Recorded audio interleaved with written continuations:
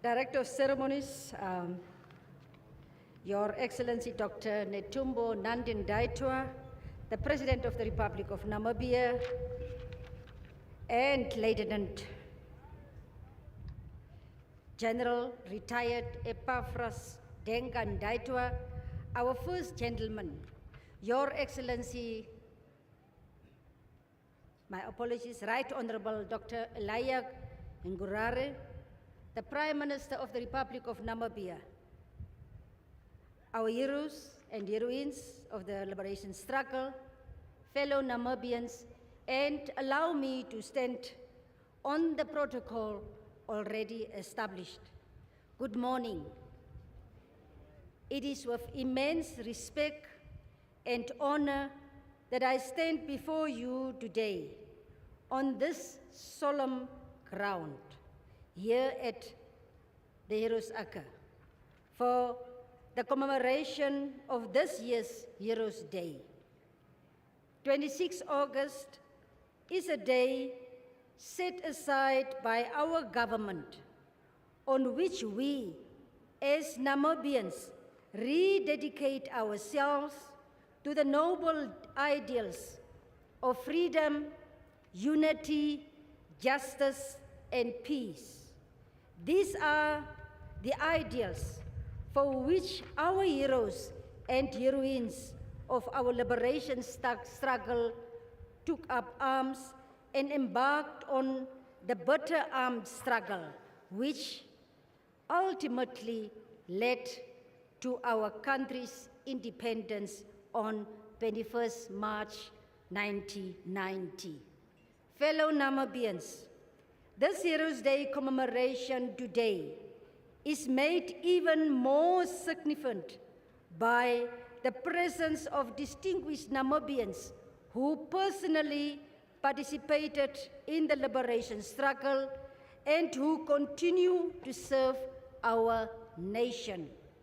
Amongst us today is a distinguished daughter of Namibia, a freedom fighter, a stateswoman whose life and public service are deeply intertwined with the history of our country's liberation and development.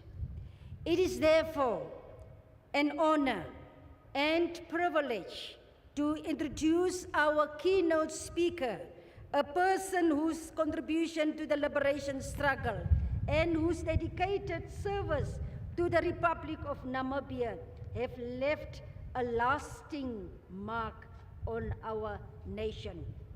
I'm referring to none other than Her Excellency Dr. Netumbo Nandi-Ndaitwah, the President of the Republic of Namibia and Commander-in-Chief of the Namibian Defense Force. Her Excellency's journey is in the service of Namibian began at a very young age.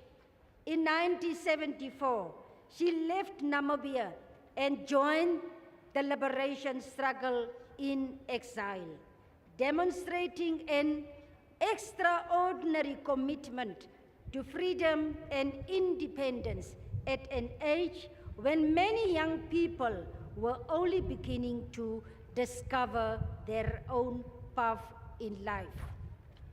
During her years in exile, she served the liberation movement in various capacities and responsibilities. Amongst these, she served as SWAPO chief representative in Lusaka from 1978 to 1980 and subsequently as chief representative for East Africa based in Dar es Salaam from 1980 to 1986. Her contribution to the liberation struggle continued until the historic transition to independence. In 1989, she returned to Namibia, together with many of her compatriots, to participate in the process leading to our independence and the United Supervised Elections. Following independence in 1990, she became a member of the National Assembly and commenced a distinguished career in the service of the Namibian people. She later served as Deputy Minister of Foreign Affairs from 1990 to 1996, and later as Director General of Women Affairs in the Office of the President from 1996 to 2000. Her distinguished career thereafter saw her entrusted with several important ministerial responsibilities in the government of the Republic of Namibia. Through these positions, she continued to demonstrate commitment, discipline, and dedication to public service and to the advancement of the Namibian people. Her journey ultimately culminated in her making history as the first woman to serve as Vice President of the Republic of Namibia. During the 2024 presidential and national elections, Her Excellency was elected as the first female president of the Republic of Namibia, marking another historic milestone in her political history of our country. On 21st March 2025, on the occasion of Namibia's 35th independence anniversary, she took the oath of office as the fifth President of the Republic of Namibia and Commander-in-Chief of the Namibian Defense Force.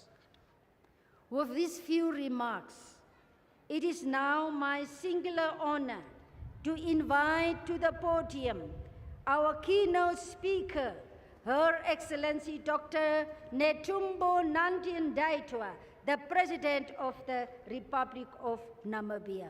Your Excellency, we are inviting you.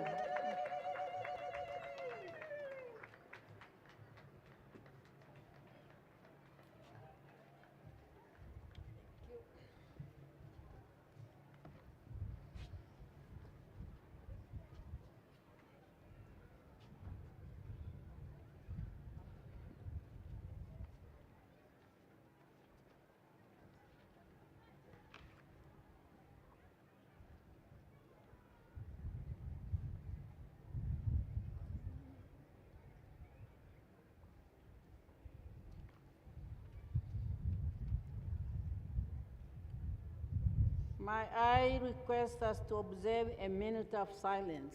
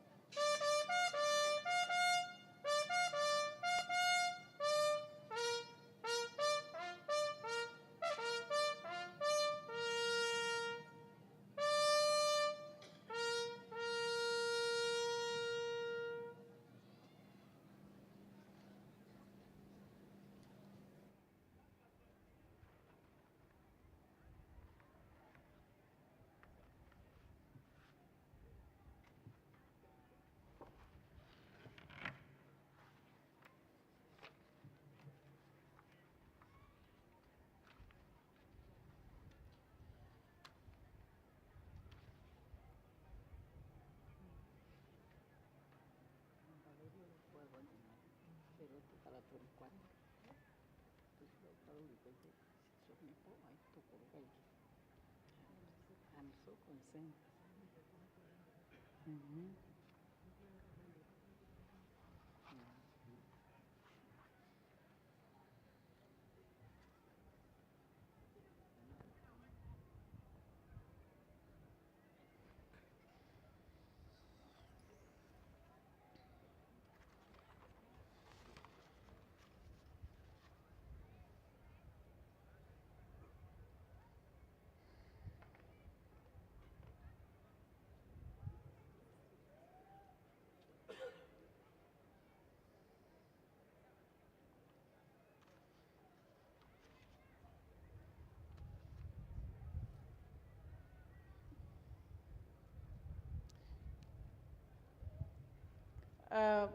May we take our seats?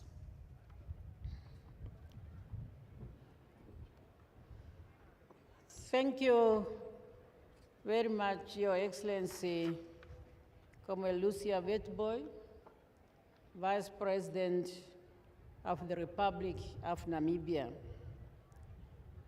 I would also sincerely like to ask that I stand on the protocol established by our Director of Ceremonies as well as the Governor of Commerce Region, and to recognize or remember all the Namibian heroes, those who left us and those who are still alive, and all Namibians who have Nigeria.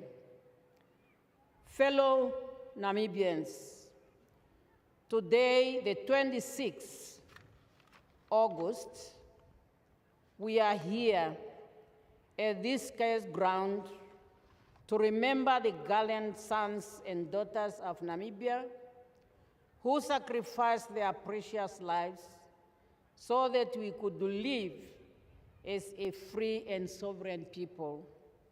Hence the theme of this year's commemoration, built on bravery, bound for prosperous future. Director of Ceremonies, 60 years ago, at Mngulu Ombashe, Namibian loyalists made a consequential choice. Confronted with the mighty of the South African colonial force, they chose to fight rather than submission. They chose courage over fear. Above all, they chose the freedom of generations they might not live to see. While that momentum marked the beginning of the armed phase of our liberation struggle and sent an unmistakable message to the world that the Namibian people would no longer accept colonial occupation as their destiny. On this day, we also remember the heroism of Namibians shown at the different battles which inspired the events of the 26th August 1966. I refer to the battles such as Ochunda, 1896, Ohamakari, 1905, Okanjira, 1904, Namtoni, 1904, Fahras, 1905, Oihole, 1917. All this we have lost sons and daughters of Namibia in the hands of our colonizers, as our people have decided not to allow themselves to be colonized, and as said that we have to fight we must die fighting. Such a resistance, as we know, has ended in the genocide of the 20th century in our country, where our people were genocidally killed while fighting for their rights. Director of Ceremonies, this year's commemoration also comes against the backdrop of the rebellion on Monday, 24th August, of the human remains of 6 national liberation heroes who dedicated their lives to securing the freedom we are enjoying today. These comrades are Eliasera Tuhadreni, Hafeni Emmanuel Shifidi, Ndowo Filimon Nangolo, Nathaniel Makwilili. And we want to extend, and also our 2 comrades whose remains were expatriated from South Africa. These are Petrus Nilenge and Festus Nehale. We have also marked 2 symbolic graves here at the Heroes' Acre for our comrades, namely Belden Shimbwaye and Comrade Tobias Ainyeko, whose final resting place are still to be known. Director of Ceremonies, I want to thank and to recognize the Deputy Minister of Sports, Art and Culture of South Africa, as the Ministry of Sports, Art and Culture in South Africa has worked closely with our Minister, Dr. Steenkamp, to ensure the smooth repatriation of our heroes' remains home. Thank you very much, Deputy Minister. Fellow Namibians, yesterday I had an honor of conferring national heroes to 101 distinguished Namibians who contributed not only to our liberation struggle, but also to the socio-economic development and nation building. Let me now use these opportunities on behalf of the government and the people of the Republic of Namibia to sincerely thank all of you who received your honors yesterday for your contribution to the struggle and for nation building. We look upon you, and of course all Namibians, to continue serving the nation on our road to prosperity.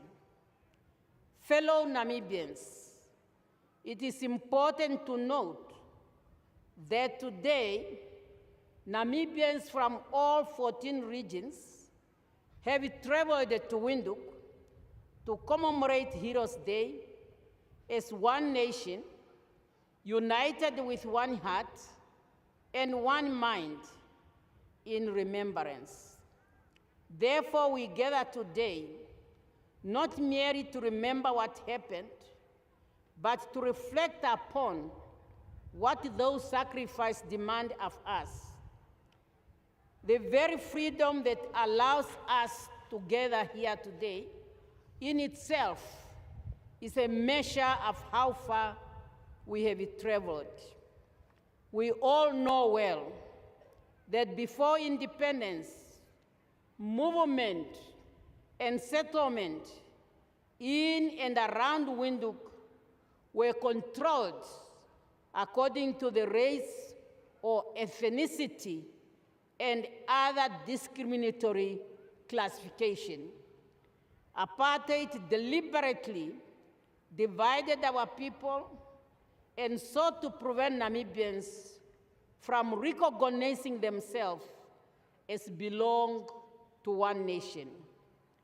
Here in Windhoek, we know residential communities were separated along racial and ethnic lines, giving rise to locations such as Ovambo location, Oherero location, and Damara location.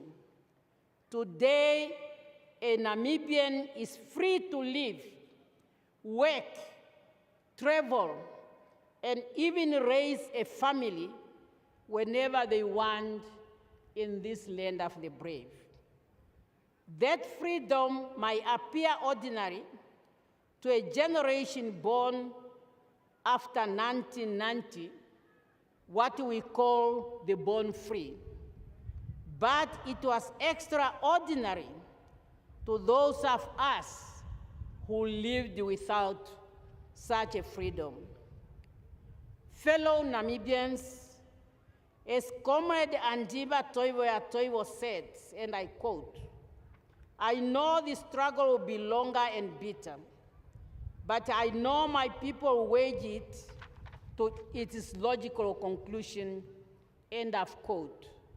Yes, the road to freedom was long and bitter, but in unity, with commitment and dedication, we have won. Here in Windhoek, on the 10th December 1959, residents like the late Anna Kakurukadi Munguda and others courageously rose against the forced removal of Black people from the old location to the present-day Katutura. Fellow Namibians, the transformation of the Ovambo People's Organization, OPO, into SWAPO on the 19th April 1960 was a landmark. As in SWAPO, all Namibians from all parts of the countries have found a reliable home base to mobilize Namibians to participate in the national liberation struggle to emancipate our motherland from the yoke of colonialism and apartheid occupation. A mission that was completed on the 21st March 1990 when SWAPO took over the government with Comrade Sam Shafishuna Nuyoma, our founding president, father of the Namibian nation, and leader of our revolution, became the first president of the Republic of Namibia. And on that day, he declared, Namibia is free forever. SWAPO mobilization message was heard all over Namibia, among the workers, farmers, students, and ordinary citizens. We recall the 1970s general workers' strike, and in 1974, young Namibians exodus into exile, and also a number of students uprising. The students' uprising, which is more significant, was sparked by the killing of Albertina Nkongerwa, who died when a mortar struck the girls' dormitory at Oponofi Secondary School in Ohangwena region on the 12th of March, 1987. On the 17th March, the learners of Ponofi said enough is enough, and they embarked on undefined school boycott, demanding the removal of military bases from the vicinity of their school. That school boycott spread to many schools across the countries, including in areas like Tsumeb, Windhoek, Gibeon, Walvis Bay, Swakopmund, Oshakati, Rundu, Hobabes, Arandes, and many other schools in the country. The demand of the students was to demilitarize the schools, and this underscores the fact that both young and old used the means at their disposal to fight for this country's independence. Director of ceremonies, we must equally remember the